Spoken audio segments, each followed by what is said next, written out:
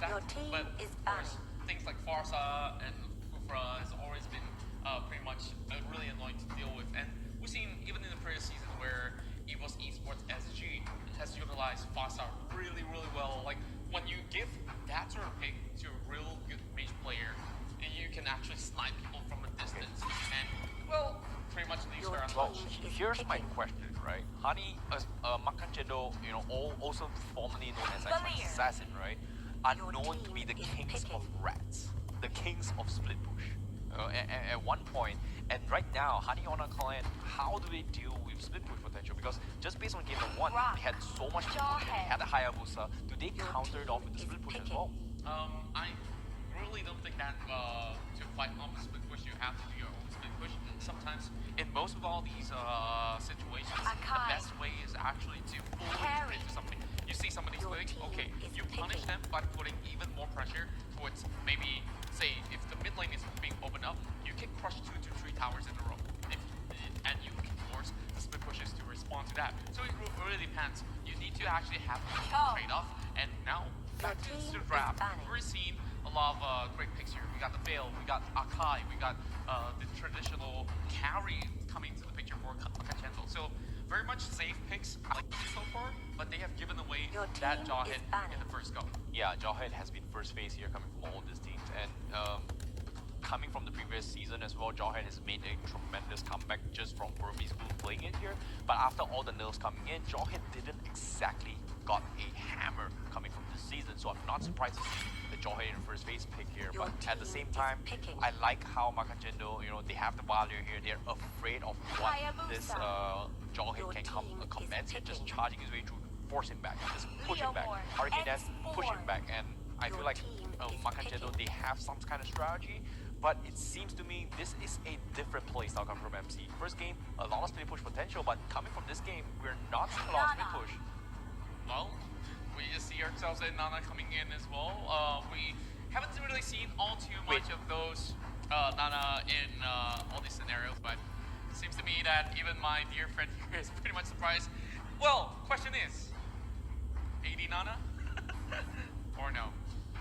What's your response to this? He's still pretty much froze, but we've already seen that sort of full lineup coming from both sides. I do believe that there is a really good reason to that because they have a really big team-like composition to actually work with, especially with the Chow coming into the picture as well. And now we see where not can Honey Juana clan really take one game off from Makan Cendol before Makan Cendol nails one final step in towards the regular season. I don't know about this Nana pickup here. Like, Faramis, I can relate 2 seconds, you They respawn insta-lock quickly. it, like, there must be a reason why. Welcome It's, to Mobile Legends.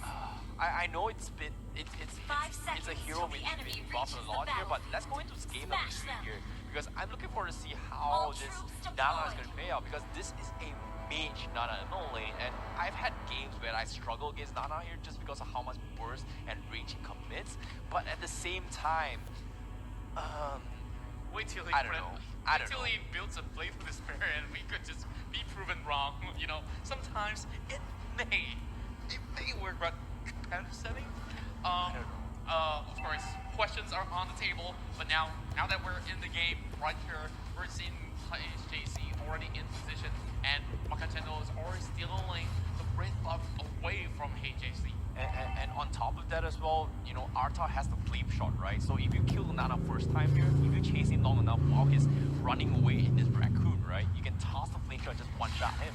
So in this case, I don't know about this, but this is something that I'm looking forward to see. But if it works out, I'll be super surprised. Oh yeah, and speaking of which, there's already a prospector outside. Thirsty blood. There goes first blood for Makan Cendol, and perfect efficient moves coming in from all these members of Makan Cendol, and Goten has to actually go in for the flicker. Not too sure what's really going on for this situation right here. Of course, sorry for a little bit of the technical difficulties that we are facing. And what we saw, of course, Goten was forced to actually defend that turret tower. This is still the very first wave. Of course, there was 3 to 4 members from Makan Cendol already up there. The question is, can he survive? Still got the flicker though. yeah, he's definitely going to survive this year, but at the same time, early aggression coming from Makan Cendol is definitely undeniable, right?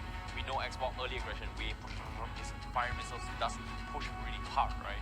And Nana doesn't have strong wave clear until he comes out online, like after first 2 items cup. So this mage is going to take way much more longer time here from Haniona clan, and I feel like, back to your point as well, will he survive? I don't think he should survive. Like if he survives, it's great, but the game plan here should be to just buy time, literally buy time for this Nana to come online here from HJC. Whereas Makan Cendol, I feel like they've got their objectives here. They've got one game in the bag. They're thinking of 2-0 this, qualifying towards the regular season. Should not be a problem here because they have been doing it for what, God knows how many seasons so far. And they're definitely veterans here. And I feel like pulling up some cheesy strat against this kind of teams is not going to be an easy thing to pull off. I definitely would think that it's really a big risk, especially when you're talking about the only slot left for Malaysia. And yet again, they are at this sort of a line. You know, sometimes you gotta be creative. You gotta do what it really takes to actually put yourself in the front lines of the battle. And now it's time for us to actually resume where we left off. And of course, a little bit of the game has already resumed with the rest of it. And we've already seen 2 kills in favor of Makan Cendol and 3 for Juana. So of course, we might need to actually fill ourselves in with a little bit more information, but all 3 kills are in the hands of Hayabusa. Wow, that's going to be a lot of kills here. Flynn is going to go for the split push potential coming from Haniona fan here, and Makan Cendol might taste a little bit of taste of their own medicine here, but can they pull it off? That's going to be the question, because right now Turtle is going to be contested as well. Sakura does have the raccoon as well, but here comes Hurricane Dance. They do catch one. Makan Cendol will get the first blood here, but Flynn thinking about going for the snipes here, but unfortunately saying they will lose 1 member, but the Turtle will be sacked here coming from Haniona clan. Yeah, Haniona clan, of course, not only did they get the turtle, they also managed to actually win one of all these trades towards the mid side, where we saw, of course, a full commitment coming in from the side of Makan Cendol, which eventually resulted in, of course, one catch coming from the side of HJC, which I felt like they were a little bit messy in that sort of scenario where you should be focusing on that turtle instead of picking people off. And, you know, like, there's not much in the mid lane that is actually worth more than that turtle chance. Yeah, and I feel like, yeah, they got 1 kill, but the turtle is going to be objectives here. I feel like the turtle gives way much more. Losing 1 member is fine. Turtle is going to be the salvage situation, right? But Makan Cendol, I don't know. It feels like they've got 1 kill, and then it's like, yeah, that's all I can do. We have only 1 pickup potential. We can't follow that up here until our carry comes online, and for the carry to come online, it's gonna take like 2 to 3 more minutes before it comes. It's gonna come online eventually, but for now, it seems to me Juana clan is trying to give a taste on his own medicine towards Makan Cendol, because split push coming from game 1, game 2, they're doing the split push potential. I talk about the kings of rest, right? And I feel like this time, this is Makan Cendol playing something that I'm not used to seeing. Yeah, I mean, it's really hard to actually utilize the split push against a higher percent to begin with. So if they really have to do that, they need to send at least 2 to 3 people. I feel it's really not worth that sort of risk unless you focus on the opposing lane where Hayabusa is not at, which you also leave that one guy right down there to deal with that really well-fed Hayabusa, which is another problem right here. So the only way out here is for them to actually fully commit maybe 3 to 4 persons towards 1 tower if they really need to actually forcefully push towards any side that they wish. But even so, there's going to be response coming from the side of HJC, and we saw, of course, this time around they played the better macro game in that sort of sense where they've already got themselves in that position where no matter how they choose to actually find a way through that fight against HJC, they will have to lose something in return. And in that scenario, they lose both the turtle and the kill. Okay, I agree what you say as well. I want to bring up your point that you actually made as well, where, hey, if you can't deal with this kind of split push potential, why not just focus down 1 lane, right? It feels like Makan Cendol, they are definitely the kings of rest. They understand their weaknesses as well. And I know that in the previous season, Xbox, you have the arrival, you go for the split push potential, you know, trying to match it up with Hayabusa. But Xbox isn't exactly a great trading hero to deal against Hayabusa just because of how Shadow Q was able to pierce through his Viraga armor very, very easily.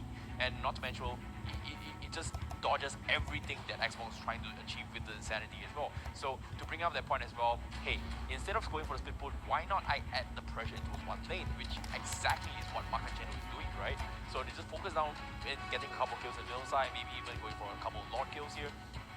And because of that, you can see that Makan Cendol, they understand how they're doing here, but it all comes down to execution, right? They're one game away, can they get it here? But for those of you watching, we are back in the game. Yep, and seems to be that, of course, things have been evened out already 4-4, and for 7 minutes, and it seems to me that in terms of goal lead, Honey Juana has already taken out a little bit more, and that is an unstoppable Flynn 5-0.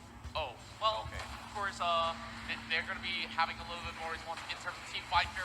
Hurricane Dance have already pinned out that, rocked over the wall, and, well, more items for Makan Cendol. Okay, this Nana is somehow working out. I'm not sure how, but it seems to me Flynn is out of control right now. He's got 6-0-0 so far. He's got 6 kills. He's got a bounty hunter. He's looking to apply even more pressure with the kills, but the Hex is there. And now Flynn gets bursted down, and that will be the first step for Hayabusa. And Makan Cendol, they needed that kill. That's going to be 2-0-2 for Smooth Jago. A lot of XP being thrown to his carry.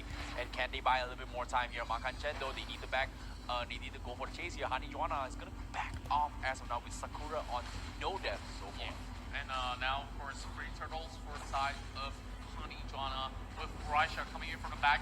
Sakura has already used the flicker, so there's no escape whatsoever. But beautiful, not coming from Wesker, but EX will still try to find a way out. And somehow, Sakura managed to escape with that slither of health. Yeah, and Sakura, you know, he died, he respawned with the raccoon, he ran away. There's no much that Makan Cendol can actually go for the commitment there. But at the same time, good battle attempt here. I felt like it would have went south for Raisha just because his Phantom's features expired during that fight. He ran in for the kill, almost picked off the Sakura, but they actually even committed the Hurricane Dance for the Nana. Eventually got nothing out of it. And Makan Cendol, it seems to be they are playing from a deficit right now. Yeah, but we're looking at the reason why they're in a slight deficit is because Honey Juana is actually fully committing onto damage. Look at the damage on Jawhead as well as Goten. He's already got the Blade of Despair as well. So this is going to be pretty much a full-blown fight from both ends if they really choose to actually defend that turret tower. Hack is already getting himself that immortality up, so he will be possibly soaking a little bit more concentrated energy now in the hands of Sakura. This is beautifully done from Honey Juana clan here, and they're just making use of what they can with all these heroes here to try and starve out Makan Cendol, and it seems to me this Nana pickup is working out as well with the synergy, and I'm not sure why, just because we had a little bit technical difficulties, but it's somehow working out just because Flynn is so far ahead, and Honey Juana clan is definitely thinking about closing up, not making it easy for Makan Cendol, making it a 1-1, but can they close it up here? Because Makan Cendol, they're looking for the opportunity once again here. Here comes the Insanity coming in here, the red buff is there, but Nana going for the ultimate as well, stunts off the X-Ball here, pops the Viraga armor here. This is going to be an opportunity to try and be a little bit cheeky here from HJC. Well, it's either they have to give up the Lord by sending one person to the top side here. Of course, they already have the Leo Mark to actually deal with that situation. Well, Lord coming up on within 1 second right there, but Flicker has already been popped up by the side of Goten, getting chased down by Smooth at the same time. Now, Honey Juana just waiting for a little bit more of that extension, and who knows, that might just be one extra kill, while Flynn alongside with Fabi will try to clear off the first one, which I feel Makan Cendol shouldn't have a problem in terms of defense. Yep, they baited out the Phantom Steed here, but because of their Honey Juana clan, they've got the Lord. This time they're gonna go in for the kill as well. They got Arta, they're looking for more. Goten, can he go for survive? Here comes the kick as well, but seems to be it's gonna be a 1-1 trade here, but Honey Juana clan, they are gonna be having a little bit more win from this. Yeah, and Makan Cendol is looking at how they potentially stall for the time being, because in terms of team fight, they've already known how to actually take good care of themselves. But good news for Raisha is that he's already got himself that endless battle in that sort of sense where he can dish out a whole lot more damage in the team fight. But in terms of survivability, that's still a very big concern. Yeah, Honey Honor clan as well. I feel like they understand their drops as well. Like on the win condition here, just bait out the fantasy. Two fights in a row. Reisha's fantasy was pretty much baited out from Honey Honor clan, and because of that, they were able to capitalize it here. Very smart of them. But now with the Lord knocking here, can they bait another time here? They need, as soon as Reisha gets immobilized from Honey Honor clan, this is gonna be 1-1 for HJC. That's right, and of course, we're looking at already having the Lord escorted towards the top side, while Flynn actually going into the 1v1 trade-off there, still to be his bonus, but here comes Fantasy being utilized by Raja to clear off the way, but they gotta do something about the top side. Yep, the Lord is going to be knocking as well. Reisha is trying to do a little bit of damage here, but they're trying to bait him up. The Hex is there as well. This Leomon can't do anything, and this Raccoon from Sakura just being a pest right now. And Flynn is going for the split push potential. He's going to try and take the last tower here, but the pin is there. He's going to get taken down, but will they lose the inhibitor? No, they will not. They will finish off Flynn, but this time Makan Cendol will have a little small breathing room to work with by Goten. He's thinking about diving the tier 3s. Is he going to go though? Well, maybe he might just actually do that, but same goes to the Rock. This will be just a one-hit KO going in. And of course, HJC gets some extra gold in control, but there's going to be a 3-man collapse towards the bot side where you see, of course, Goten still trying to run for his life, but there will be AX joining into the picture real soon with the dance. Oh, he's buying a little bit of time here, but I'm not sure if that commitment is going to be great here, but Fabi on the side as well. Jarisha, he's thinking about a toss. Can he go for a toss? No. Well, it's a little bit too close for comfort, of course, but that definitely won't be the good range for him to actually connect the toss. Well, we're looking at Jago actually walking in towards the trap. Not sure if that's going to be a wise move, but AX is just leapfrogging his way in. Second concentrated energy for Sakura. What exactly is the build for this Nana? Well, He bought one already. super tanky, I guess. Okay. Super tankiness, more damage, more burst, more lifesteal. That's going to be great, but it doesn't stack if you have concentrated energy. But at the same time, it might be a little bit of misclick here, but it's still working out. The tankiness is still helping out here from Nana. A little bit more HP regen potentially, but I don't know, maybe the Winter Dragon would be better, but at the same time, I'm not sure. They're the pros, we're not, we're just the casters. But at the same time, 9-7, Honey on a climb, they're thinking about closing this game. How are they going to close this? Because right now, the Lord, 44 seconds on the clock, Makan Cendol, they're thinking about securing the Lord position right now. Yeah, and looking at Spook Jago, of course, getting a little bit of the extra goal lead, but Takis has been having so much of a hard time towards the bottom side. There's already the lack of towers over on their end, and they have to actually do something about that. Although he has immortality, same goes to AX. They can't really have all too much out of that, and they really need to find a way out. Yeah, this is what I'm talking about off camera, right? The export and higher is not really a great matchup here. However, on top side here, Goten, he's going to try to make it a great escape here, but Reisha will finish bomb. He goes for the commitment as well, but AX with the Hurricane Dance gets the catch onto his Jawhead. They get a double kill, but on the bottom side, and this is what I'm talking about, the matchup is not that fantastic here. Flynn going for 1 kill, he got the 2 kills, and Immortal here is thinking about closing this game. He has the Immortal team, they need to back off Flynn. Can he go for the push here? He's thinking about it here. Arthur is there to go for a save. Shadow kill is there, Winter Dragon is there, but he's going to focus on the crystal as well. Oh no! He's thinking about it. Flynn is going to pop the crystal. Can he take it? He has the Immortal. He's poking. He's going to go down. Can